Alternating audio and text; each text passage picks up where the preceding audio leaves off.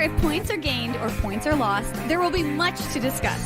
For analysis regarding tonight's Winnipeg Jets game, here are Dave Manouk, Ezra Ginsburg, and your host, Drew Mandel. The Illegal Curve Postgame Show, presented by Play Now, the official sports betting partner of the Winnipeg Jets, starts now.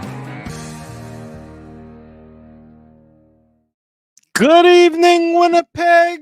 Good evening, Manitoba. For all those joining us live this evening on our YouTube channel and all of our social media platforms, we say good evening, universe, and welcome to the Illegal Curve post-game show with Dave Manouk. I'm your host, Drew Mandel, here to talk about another one-sided victory by the Winnipeg Jets. Following up on their victory on Wednesday in Detroit, they go, I guess that's one state over to Ohio, where they simply take care of business against the Columbus Blue Jackets. If you thought Wednesday was one-sided, well, tonight was even arguably more one-sided. The Winnipeg Jets, 6-2 victors over the Blue Jackets, 10-1 now on the season, a perfect road record. Everything coming up Winnipeg tonight, Dave. The Nikolai Ehlers show on full display. There's no question about that, Drew. And this is one of those things that you want to disbelieve it a little bit, but you can't, because these guys are showing that they are, in fact, this is a real thing. It's not a mirage.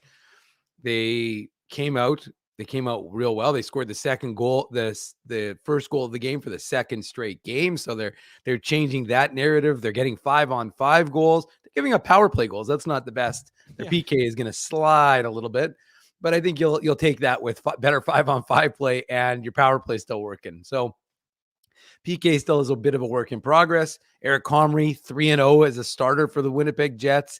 Made some nice stops in this one, especially when I think it was like 4-2. Could have given the Blue Jackets a little life, but he came up with some big saves.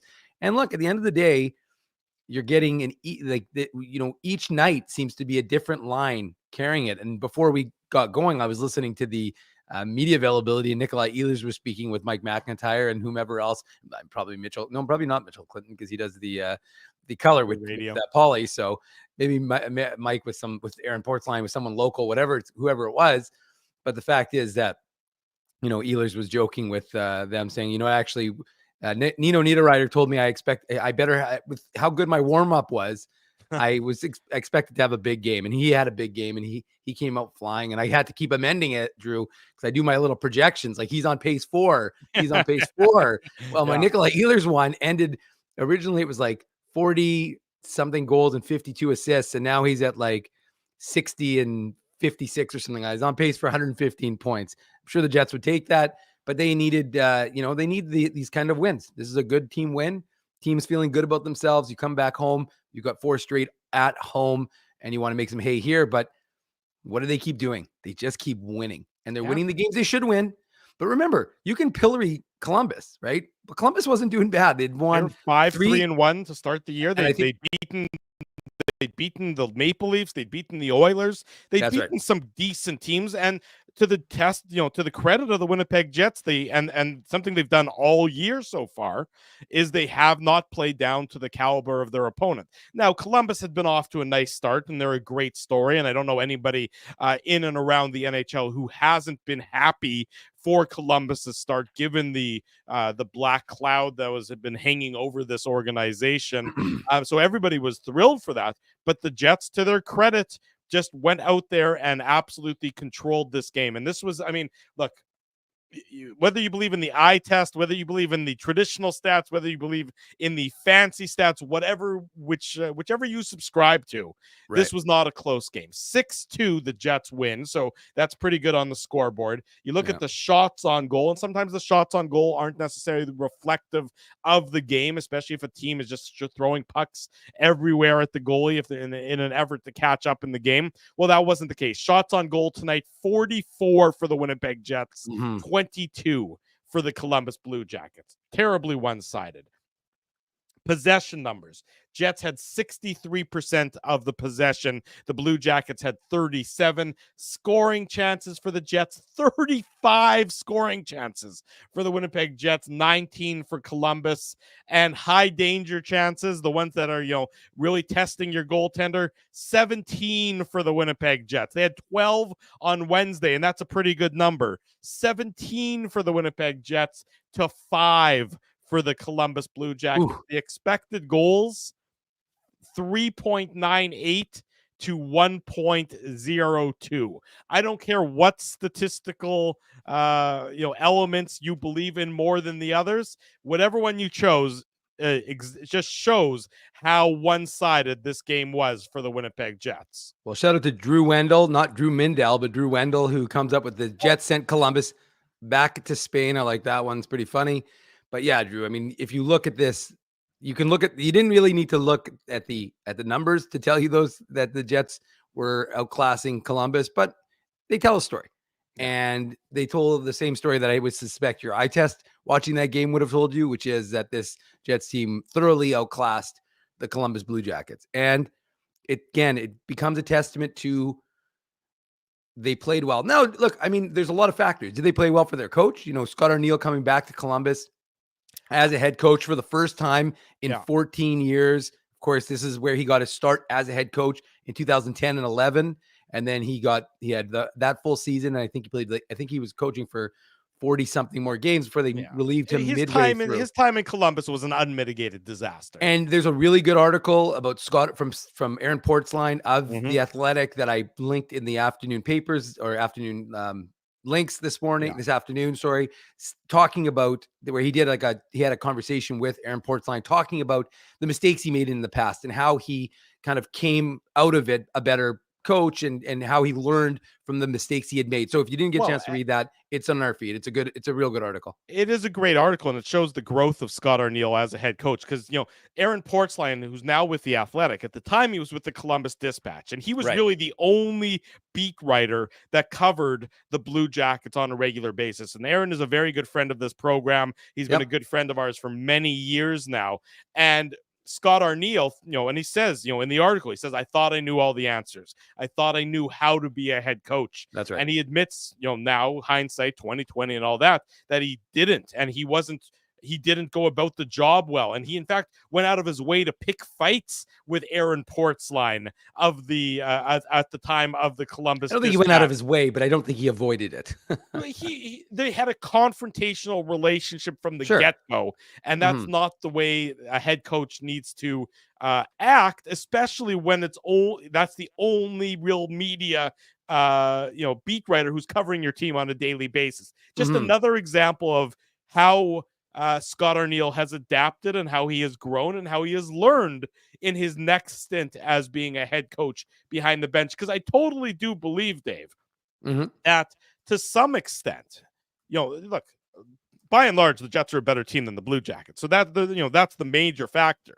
But to some extent, I also believe that the players in that dressing room know that their head coach is returning to play into a city where, when he was first head coach in the league, he did not succeed. He was summarily dismissed midway through the second year.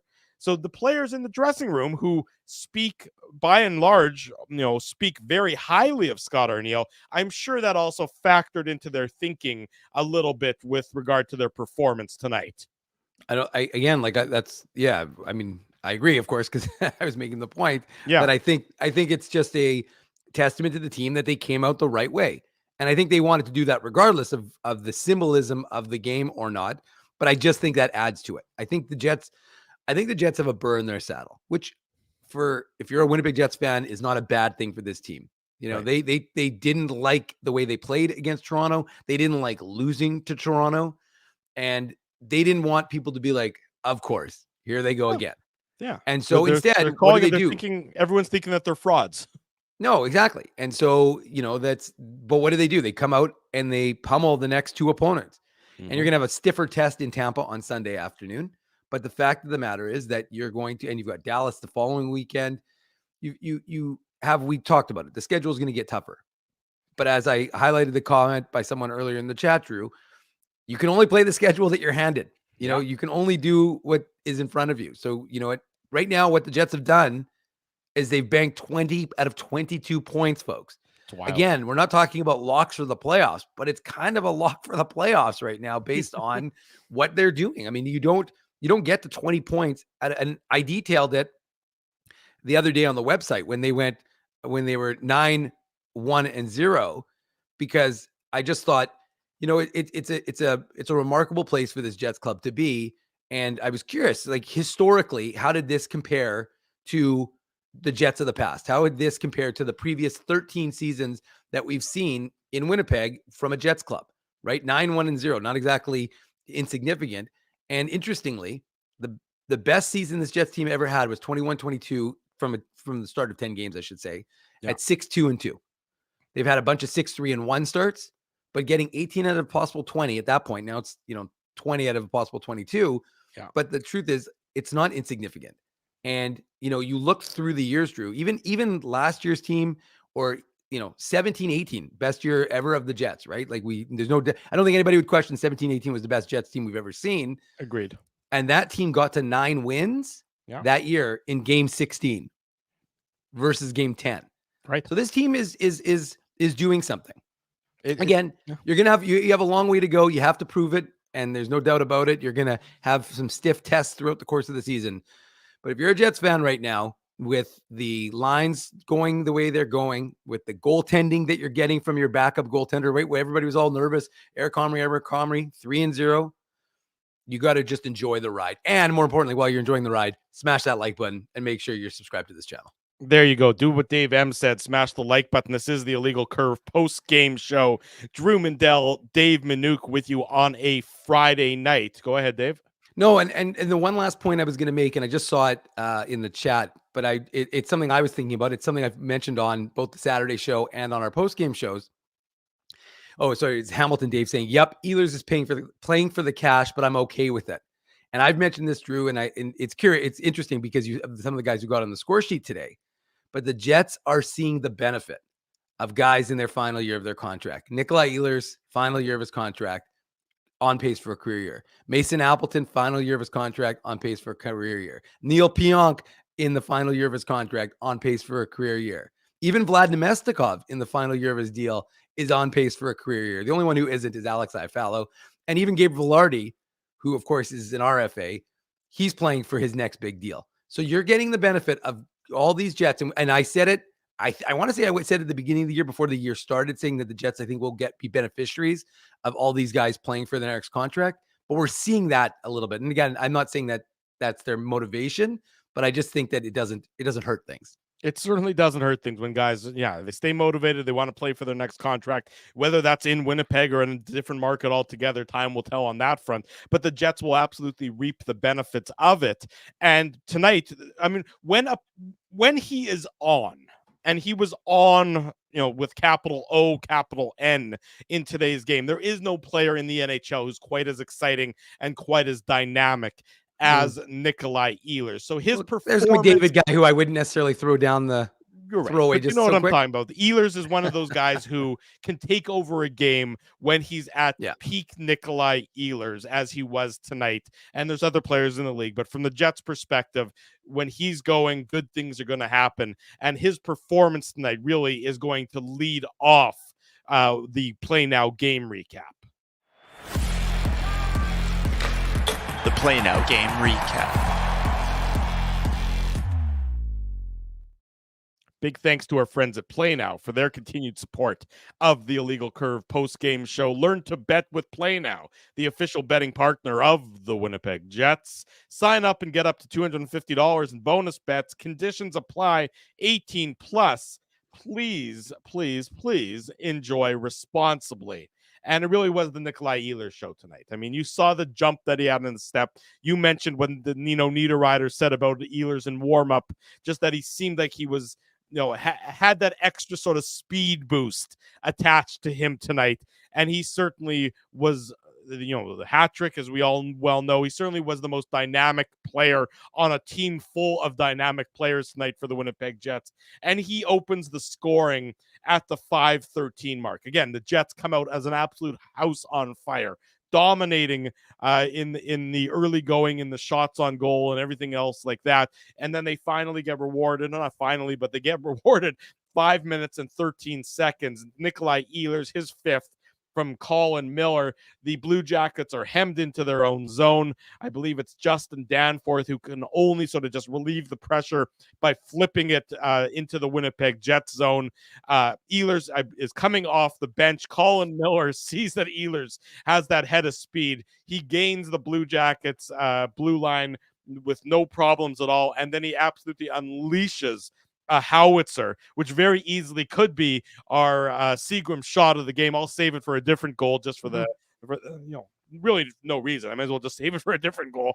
But it just unleashes an absolute howitzer that beats Elvis Merzlikins. You want Merzlikins to make that save by and large, because it wasn't from a close-in shot, but it was still a hell of a shot by Ehlers. And when he hits the blue line with speed, opponents have no other option but to back off, and they back off, and he unleashes the shot. Shades of, if you remember back to, I think it was rookie year, him scoring a goal in Madison Square Garden against the Rangers, where he unleashed the cannon after gaining the zone on a clean zone entry, and he went bar down with that one in Madison Square Garden all those years ago. Shades of that jump to my mind when you look at this goal from Ehlers to give the Jets the 1-0 lead.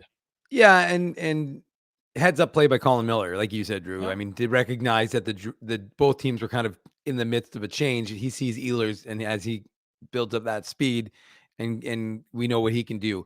You do wonder, though, again, whether that puck deflected in off of the defender's stick. But regardless, which obviously would have changed the direction a little bit, and Merzlikins made the save a little more difficult for Merzlikins. It's pretty far out. But and often you don't see a puck hit the back of the net with that kind of velocity and then pop out so quick and end up like almost at the blue line after the shot. But it's a rifle, and it's exactly the type of start to this game that the Jets wanted. Right? It was a lot of energy, and like I said, I thought the Jets came out well, and they had kind of that early sort of pressure on Columbus, and I liked a lot of the connectivity that the team showed throughout the course of this hockey game, setting up not just when they scored, but just in general. But specifically when they scored, you could see it. And I'm thinking specifically of the Appleton goal, which we'll get to eventually. But I mean, Nikolai Ehlers, we've seen what he can do, and he's a dynamic player. He's an exciting player, and he gives Winnipeg a 1-0 lead.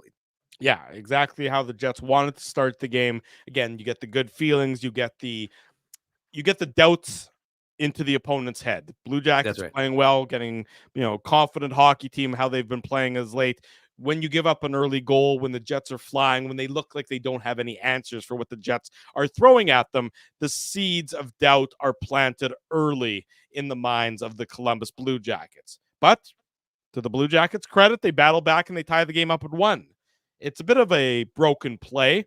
A bit of a bouncing puck. It's the I called it, Drew, a healthy, team-friendly home bounce. Yeah, it bounces sort of off the end boards and off the back of the net, and it ends up on the stick of James Van Riemsdyk, who's certainly into the grizzled veteran period of his career, as he's now with the Blue Jackets. And he feeds it from behind the net. You can see sort of DeMello and Morrissey are both behind the net.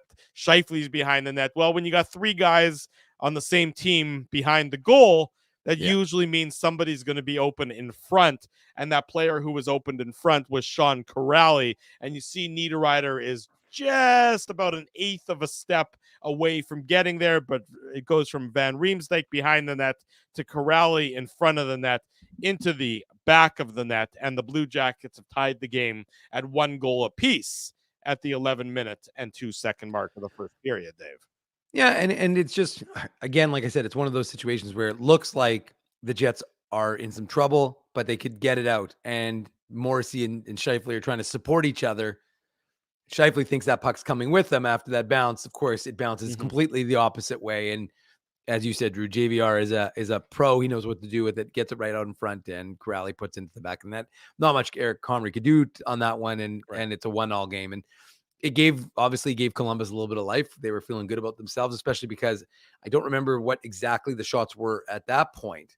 I think they were like 10-4 maybe they were pretty one-sided. It really gave the Blue Jackets a bit of a boost where they needed one, because they had certainly been outplayed early in the game to that point in time. Yeah, it was 8-4. It was 8-4, and I guess this would be considered the fifth shot. But Okay. just prior to that, it had been 7-2, and the Jets Right. really looked like they were dominating. And like I said, Mark Scheifele, thinks he's got it. Josh Morrissey puts it up, and Dylan DeMello and Scheifele are kind of caught looking. And there's two Jets behind the net, which on only one Blue Jacket, which means it's not going to end up well if the Blue Jackets get that puck, and they do, and they make them pay. So it's a 1-1 game, and Columbus has a little bit of life, even though the Jets have been kind of dominating at that point. And that's kind of sounds like the hallmark of Columbus, that they just try and stay in the game, and that's what they were doing to that point. Yeah. The Jets get the lead back, though. It takes them a little under 4 minutes to get the lead back. It comes it's unassisted is what it's currently being credited as. Because Merzlikins touched it, right? Right, I guess so. So it's unassisted. It's Nikolai Ehlers, his second of the game, his sixth of the year. And you could say, as I said, he's been flying from puck drop, and he gets this one as well.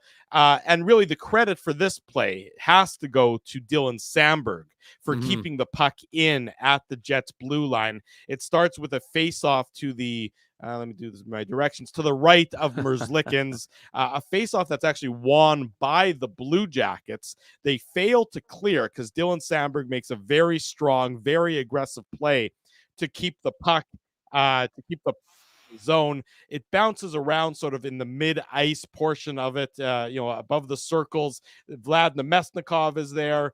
Perfetti is there. It comes eventually onto the stick of Ehlers, and he comes down the left of Merzlikins and absolutely fires it far side, off the post and in, beating Merzlikins' blocker side.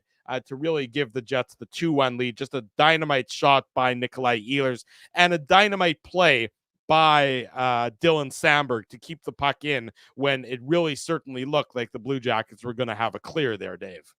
Yeah, and Cole Perfetti going to the front of the net and taking away Merzlikins' eyes. I mean, that's not the best defense from Columbus, because Cole Perfetti has no interference, nobody stopping him from taking the front of the net, right? There's no preventative defense there from Columbus. And I guess you could say that'd be an interference, but nobody's with him. So Perfetti has the opportunity to try and take away his Merzlikins' eyes, which is what he does. And Nikolai Ehlers' shot is Nikolai Ehlers' shot. And we've seen it for how long now, Drew, where we know how it's like Kyle Connor, and the Jets had been able to bring up, sort of kind of take back the momentum after Columbus had tied the game. And sure enough, like I said, Nikolai Ehlers, you just felt it. And whether it was because of the conversation he had with Nino Niederreiter during the warm-up, whatever it was, but he looked good. He looked dangerous. He was creating chances. And the Jets as a whole were creating chances. There was a good chance for the Winnipeg. So you like the fact that not only are they creating them, they're burying their chances, and they're scoring a lot of goals, right? And obviously we're only at goal 2, but we've got quite a ways to go still. Yeah, quite a ways to go still. Goal 2 for the Jets, goal 3 for the game. That's how the first period comes to a conclusion, with the Jets leading 2-1. We say good evening to everyone just joining us. This is the Illegal Curve post-game show. It's brought to you by our friends at Play Now. Drew Mandel, Dave Minuk with you on this Friday night. We do this after each and every Winnipeg Jets game. Smash the like button if you haven't already done so. We're also going to do it again tomorrow morning, 9 a.m., on the Illegal Curve Hockey Show. Back here, yourself, or yours truly, Dave Minuk, Dan Robertson, Daniel Fink. We're all going to be here for 2 hours to talk about the Winnipeg Jets. That's coming up tomorrow. That's coming up tomorrow at 9 a.m. And for those asking, Ezzy is off. He's on assignment this weekend. We look forward to welcoming him back on Tuesday night when the Jets and the Utah Hockey Club will do battle. So it's you got the Drew and Dave show for the majority of this weekend. Hopefully that keeps you entertained enough. The Jets make it 3-1 in the second period at the 2:20 mark. So the good tidings, the good feelings from the first period are carrying over to the second. It's Mason Appleton, his 4th of the year, assist to Neil Pionk and Adam Lowry. And Pionk with a great assist to set up Appleton. But before that, I want to start with the pass from Pionk, from all the way behind the Jets' own net. It's a wonderful stretch pass by Neil Pionk onto the stick of Nino Niederreiter. Just as good of a pass as you're going to see in the NHL. It goes from behind Eric Comrie all the way to Nino Niederreiter, who's at the Blue Jackets' blue line. He gains the zone. He loses the puck briefly. He gets it back. Then it gets onto the stick of Adam Lowry, and then it's onto the stick of Neil Pionk, and a beautiful pass by Pionk to Appleton in the slot, one-timer, 3-1 for the Winnipeg Jets. When Neil Pionk is playing the way he's been playing so far this year, and there's been some rough spots, but by and large, when he's playing the confident game that we've seen him play, especially offensively this year, he's a real asset to the Winnipeg Jets. No doubt about it. Again, member the UFA club this season, and he's showing that again, I'm joking. I don't think it's not all about the money, guys, of course, but this is a player who the Jets. The biggest question mark we had on the Illegal Curve Hockey Show before the season got underway was, would Neil Pionk be able to regain the form we've seen from him in years past and play the way the Jets needed him to be? Is, a guy who contributes, a guy who can play defense as a second pairing guy on an NHL roster. And we're seeing the offense from Neil Pionk again, on pace for a career year. He's been able to get it done. And you're right, Drew. Like it's the stretch passes. That's an area Dylan Sandberg's still working on. Yeah. But Neil Pionk does have that vision. He's, I think I don't remember who it was. I thought maybe Mark Scheifele or someone described him like having another forward out there the other day. And he does have that sort of vision that knows a little bit. So, and we saw it when he made the switch with Kyle Connor and scored against Detroit the other night. That's right. Where he went and attacked the front of the net. Set play off the face-off. That's right. Was I don't remember which goal that was against Detroit exactly. That was the second or the third. But you just see you can see his mindset. I mean, you can't because it's a mindset, but you I can't really see his folks. mindset. I know, you know what I mean. Envision what it is, though. Yeah, but you can see that he's thinking aggressive, and that's what when Coach John Goins was on with us on last Saturday's Illegal Curve Hockey Show, I said it was controlled aggression.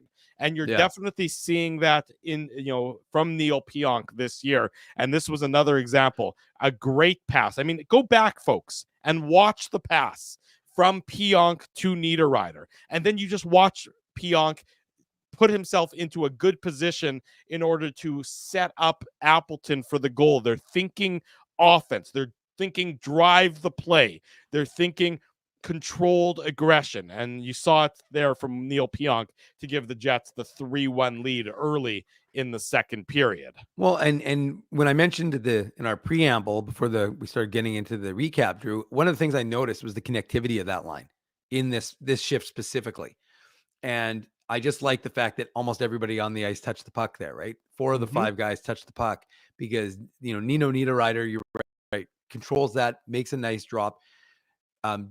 Pionk, again, knowing where to be. And then Mason Appleton, credit him as well, because, he's got to bury that. And he does.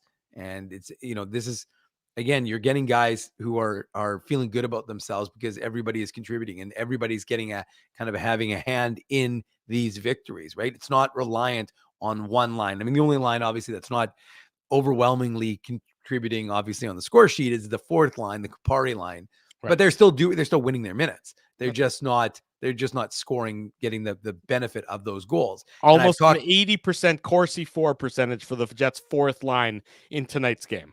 And I've talked to players just recently. I was talking to Moose players, but it's the same sort of concept, is that you don't necessarily, how do you know if your game's going if you're not getting up on the score sheet? And, regardless of who I was talking to, they all had their own sort of insight. But my point is, you read out that number, Drew.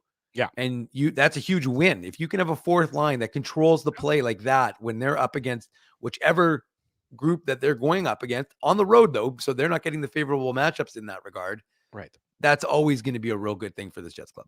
Yeah, 8.5 minutes where your line, where the fourth line is controlling 80% of the play, tells you that they're tilting the ice in a very significant way, as they did tonight against the Columbus Blue Jackets. All the Jets lines were positive, of course, on the Corsi 4 percentage, given the one-sided. Pretty sure your Corsi 4 would have been positive in tonight's game, Drew. Let's not get carried away now, Dave. Power play goal for the Blue Jackets cuts the lead from 3-1 to 3-2. This is late in the second period with Scheifele in the box for tripping. Old friend Sean Monahan. Good to see him succeeding. He's got that big contract there. And, there's a great article by our buddy Mike McIntyre. I'm sure it'll be in tomorrow's morning papers where he talked to Monahan. He went there to play with Johnny Gaudreau, and we know the tragedy that occurred there, just an unspeakable tragedy, where him and his brother were I'm going to use the word murdered by a drunk driver, an alleged drunk driver, because I don't want to get sued, but we all know the truth. And Monahan has just had to be a leader in that dressing room, and the entire Blue Jackets organization raving about him, both off the ice and on the ice. And he gets his 6th of the year, assist to Zach Werenski and Kirill Marchenko. It's a power play goal. It's just, where's Monahan when you're on the power play? He's in the front of the net. He's in front. He's so adept at tipping those pucks, and that's what he does to beat Eric Comrie. And he gives the Blue Jackets life again from 3-1 back to 3-2 late in the second period, Dave. Yeah, and that's one thing we haven't really seen from the Jets, and one thing you're not really complaining is the lack of discipline. And they had a few stick infractions, which the coach just doesn't like. Mark Scheifele took that tripping penalty, right, Drew? But this is it's good work by Columbus. One of the things you saw from Winnipeg is how quick they made the decisions. And in this one, Columbus is finding open space, and Zach Werenski gets the shot off, like you said.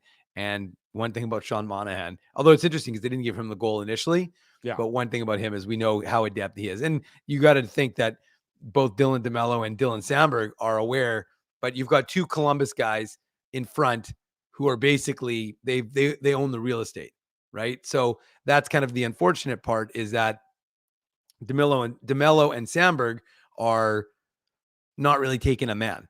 And I understand somewhat, but it's quick. It's quick strike, but at the same time, you just want to see a little bit better positioning by them on that PK, just because you got to tie up the stick of Monahan. If you're DeMello, you've seen him do it 1,000 times in practice, not all of last season, but since when they acquire him, like sometime in February of 2020, well, I guess 2024, but it was February of 2024. So that's the concern for the Jets, that that what Monahan can do when he's in front of the net. You saw him do it for you on the power play, and no surprise he's able to do it for Columbus in that regard. You're absolutely right. So it's 3-2 for the Winnipeg Jets at this point in time. You're late in the second period, but this is just a demoralizer for the Blue Jackets. 2 minutes and 21 seconds later. And by the way, Drew, shots are 26-12 at that point. Right. So it's a one-sided game, and it's only a 1-goal game. But, to the Jets' credit, so Columbus scores in the first period. It takes the Jets 4 minutes and 12 seconds to regain the lead. Columbus scores to cut the lead in 1-1. It takes the Jets 2 minutes and 21 seconds to get the lead back to 2 goals. It's Ehlers, the hat trick goal. Might as well make this one as well. It's not necessarily the prettiest of them all, but for tonight's purposes, it's also the Seagram shot of the game.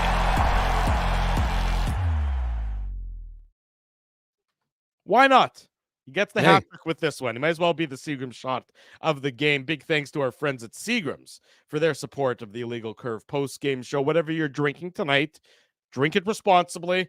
Make it Seagram's 83, Manitoba's favorite Canadian whiskey.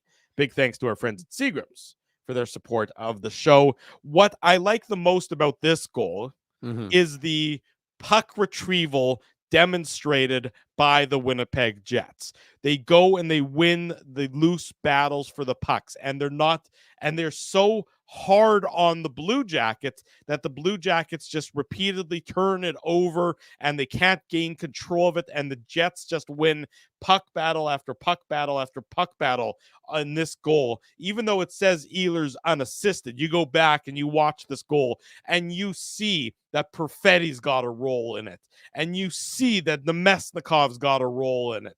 You see top to bottom, everybody that's on the ice for the Winnipeg Jets in this sequence is hard on the puck. They win the puck battles. Eventually, the loose puck comes to Nikolai Ehlers, and it's a wide open net, just the nature of where the puck has gone here, there, and everywhere. But the Jets succeed and make the goal a possibility, and Ehlers gets the unassisted goal as a possibility just because the Jets continually win the puck battles, Dave.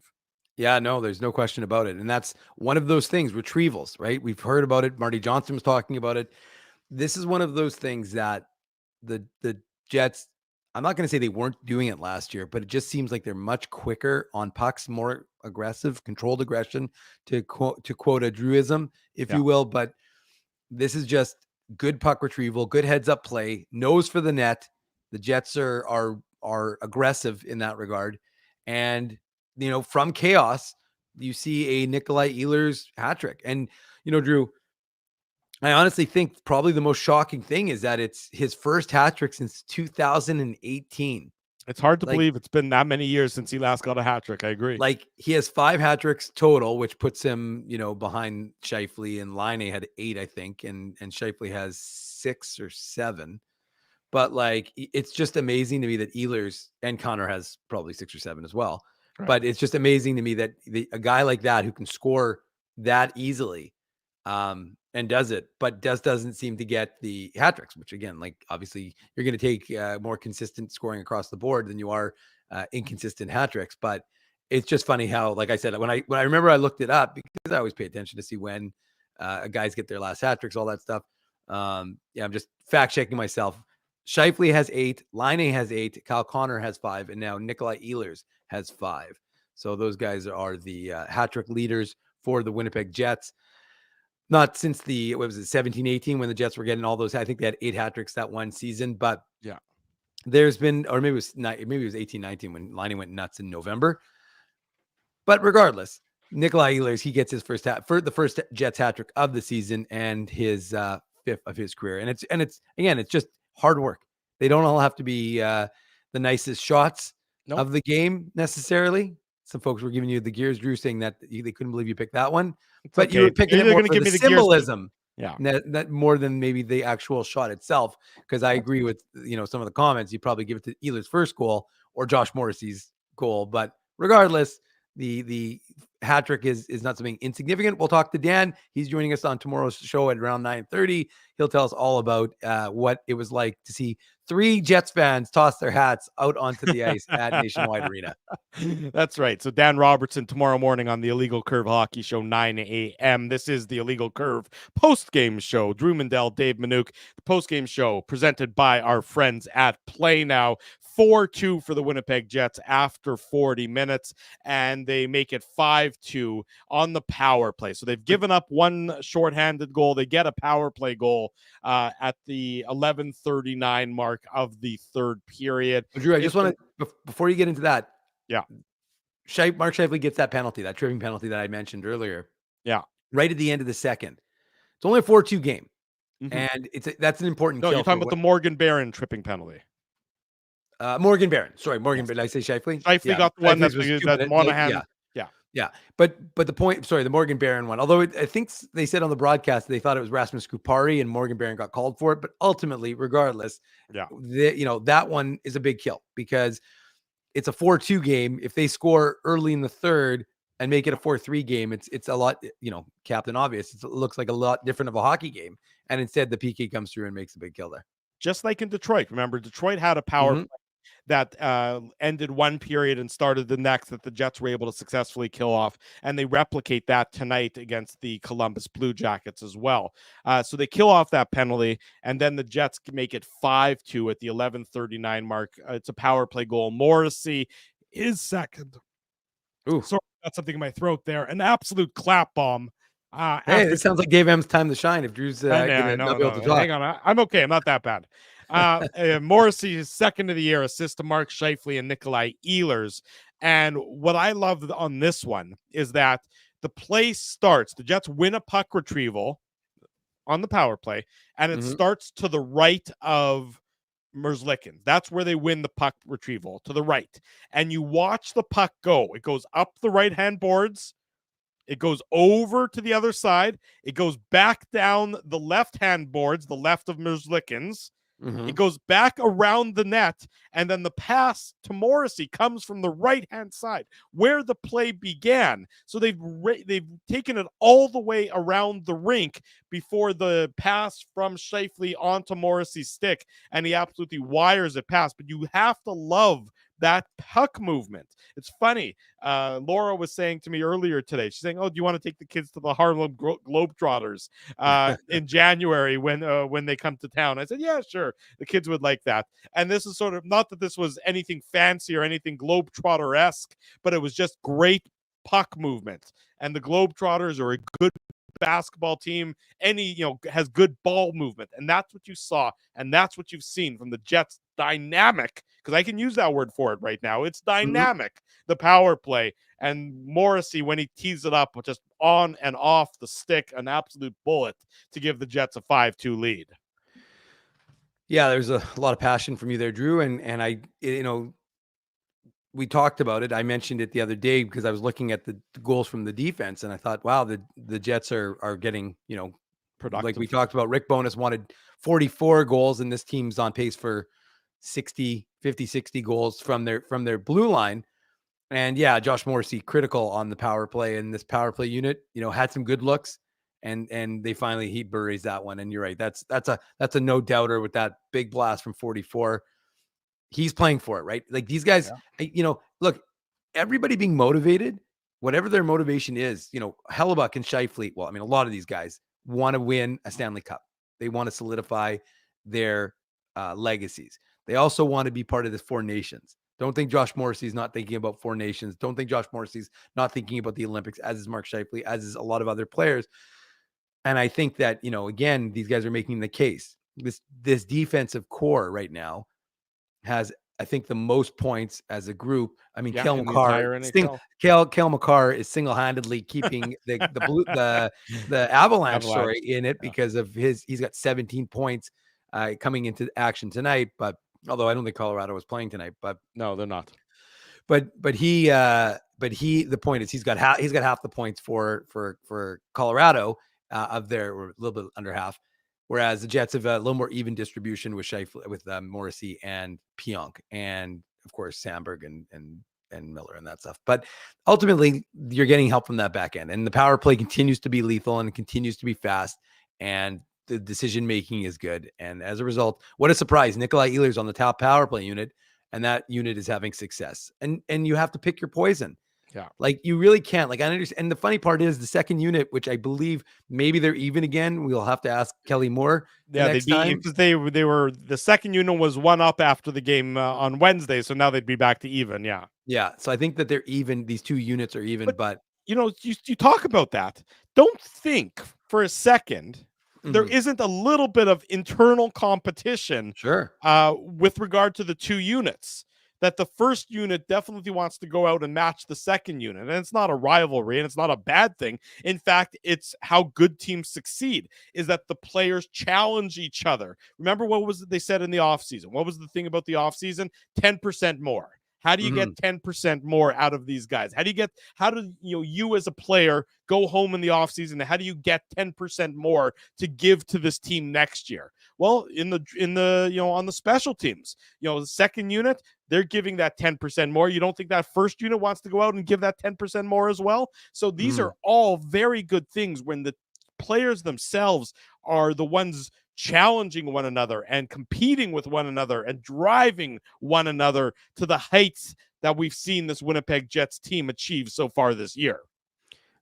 Again, whether it's I'm giving the fourth line some love in the chat right now because, well, I should say the chatters are giving the fourth line some love and I'm highlighting their comments, but it's across the board. And, these guys, these players are collectively as a group are earning their minutes. And don't think that there's a huge advantage to be able to play your fourth line, to have confidence in your fourth line. When your fourth line produced, what was it, 80%, Drew, in terms of the advanced stats for the fourth line tonight? Just under 80%, but yes. When you're able to do that, what does it do? It gives the coach a chance. When you're up in cruise control and in the third period, and you feel like, okay, well, now we can allow our guys to, we're going to get these guys some minutes. They're going to feel good about themselves.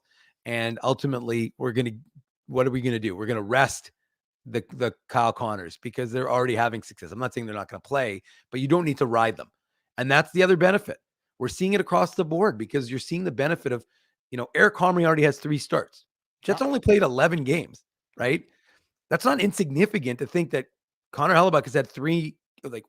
Realistically, your backup would have played probably 2, but to have already got him 3 out of 11, I think it's good. It's a good sign because, and again, they're very cognizant of the fact that the Four Nations is going to come up. There's a condensed schedule, but my idea being, or my thought process is, you're giving your players the wherewithal to have health and to have, to stretch things out and to not force Connor to play, and by Connor, I mean Kyle Connor, to play, 5, 6, 7 minutes in too much that he shouldn't. And a lot of these guys, you're able to dial them back. I haven't looked at the minutes played today, but I'm just saying that overall, I would imagine that that's probably what the story is going to be, especially based on what the third period happened. Yeah, and we'll touch on the minutes played and everything after the break. The Jets wrap up the scoring. It's a beautiful play by Kyle Connor. Ooh, I mean, it's just filthy.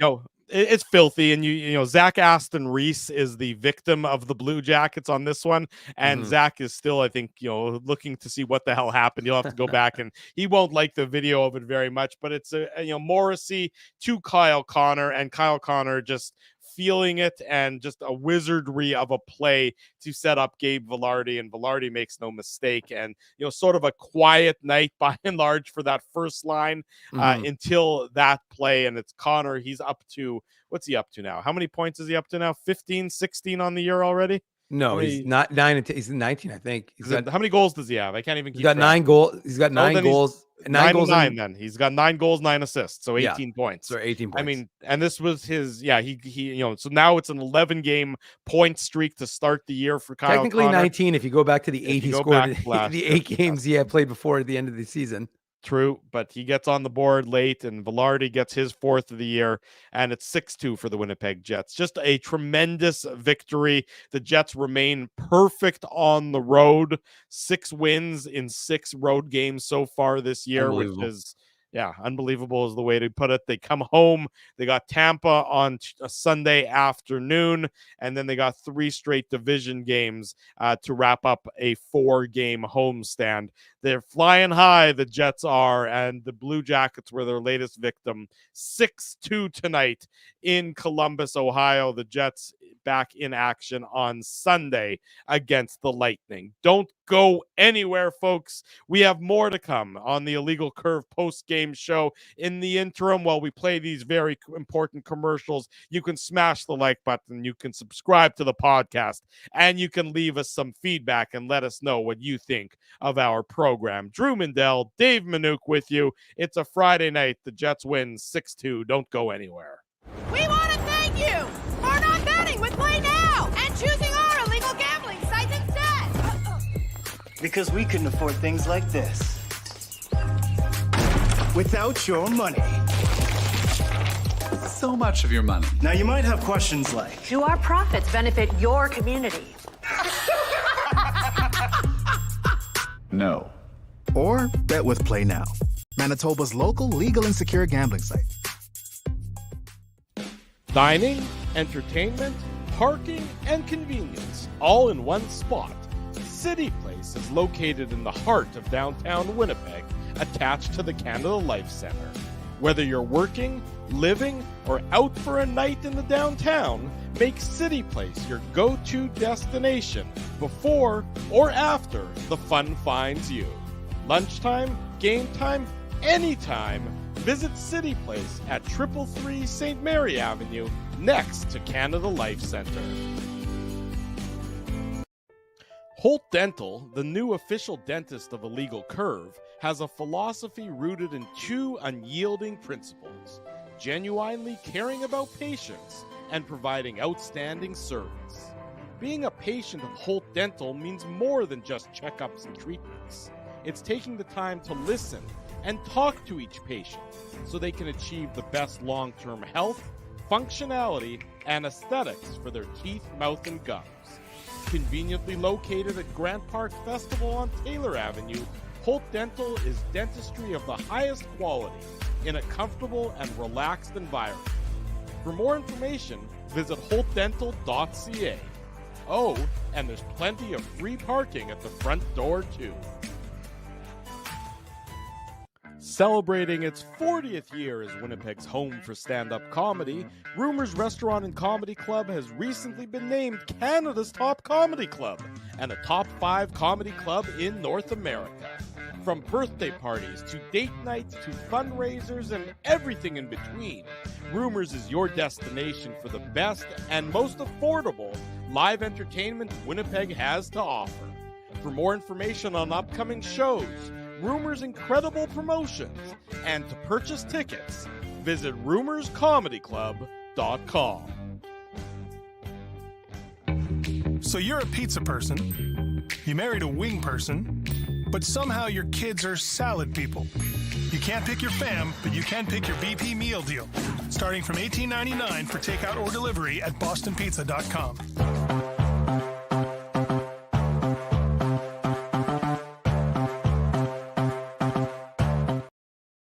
Bottom of the hour. Welcome back to the Illegal Curve Hockey Show. This isn't the Illegal Curve Hockey Show. That's tomorrow morning at 9 a.m. with yours truly, with Dave Manouk, with Daniel Fink, the Moose broadcaster, the Moose in action tonight. So we'll do a Moose minute. We'll do a whole Moose segment tomorrow. Yeah, we'll save it for tomorrow. I'll save it for tomorrow. And Dan Robertson, the Winnipeg Jets broadcaster, TSN 3 Jets broadcaster, he's going to join us. Thanks to Dan for waking up early tomorrow after the late night in. So Dan, appreciate that kind of loyalty to our great audience here on Illegal Curve. Just a complete dominant effort by the Winnipeg Jets over the Columbus Blue Jackets. Some post-game comments, this courtesy Jamie Thomas, who's in Columbus. No, he's not. He's in Winnipeg, but he wrapped his game recap. Sorry. Here's what Ehlers said after the game, after getting the hat trick. Quote, felt pretty good in warm-up. And Nino said he'd be pretty disappointed if I didn't score tonight with that warm-up. So it was pretty funny how that worked out. Yeah, I mean, first goal, I love coming down that side with the clapper. Luckily, it went in, said Ehlers.